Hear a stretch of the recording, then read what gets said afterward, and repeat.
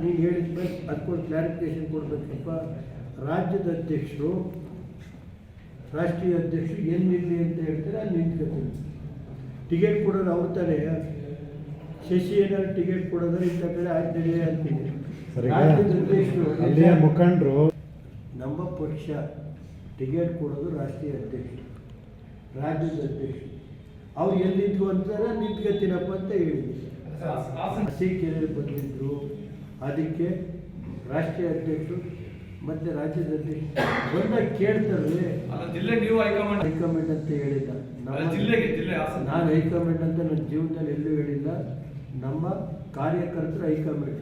ಕಾರ್ಯಕರ್ತರು, ಶಾಸಕರು, ಮಾಜಿ ಶಾಸಕರು, ನಿಂತಹ ಶಾಸಕರು ಅವರೆಲ್ಲ ಏನು ಹೇಳ್ತಾರೆ ಅದಕ್ಕೆ ನಾನು ಬಂದ. 2028ಕ್ಕೆ ಚುನಾವಣೆ ಅನೌನ್ಸ್ ಮಾಡಿದ ಮೇಲೆ ನಮ್ಮ ಪಕ್ಷದ ಇದೈತೆ ಸ್ಕ್ರೀನಿಂಗ್ ಕಮಿಟಿ ಚೇರ್ಮನ್ ಇದ್ದಾರೆ. ಅವರೆಲ್ಲ ಸೇರಿ ಎಲ್ಲೆಲ್ಲಿ ಟಿಕೆಟ್ ಯಾರ್ಯಾರಿಗೆ ಕೊಡ್ತಾರೆ ಅದು ನೋಡ್ಕೊಂಡು ಈಗಲೇ ನಾನು ಅಲ್ಲಿರ್ತೀನಿ ಇಲ್ಲಿರ್ತೀನಿ ಅಂತ ಹೇಳೋಕ್ಕಲ್ಲ. ಪಕ್ಷ ಏನು ತೀರ್ಮಾನ ಮಾಡುತ್ತೆ ಅದಕ್ಕೆ ನಾನು ಬಂದೆ. ನನ್ನ ಜೀವನದಲ್ಲಿ ಹೊಳೆನರಸೀಪುರ ವಿಧಾನಸಭಾ ಕ್ಷೇತ್ರದಲ್ಲಿ ನನ್ನ ಈಗಾಗಲೇ 6 ಬಾರಿ ಗೆಲ್ಲಿಸಿದ್ದಾರೆ. ಆ ಜನ ದೇವೇಗೌಡರು ರಾಜಕೀಯ ಶಕ್ತಿ ಕೊಟ್ಟಿದ್ದು, ನರಿ ಶಕ್ತಿ ಕೊಟ್ಟಿದ್ದಾರೆ, ಪ್ರಜ್ವಲ್ ರೇವಣ್ಣರಿಗೆ ಕೊಟ್ಟವ್ರೆ, ಸೂರಜ್ಗೆ ಕೊಟ್ಟವ್ರೆ.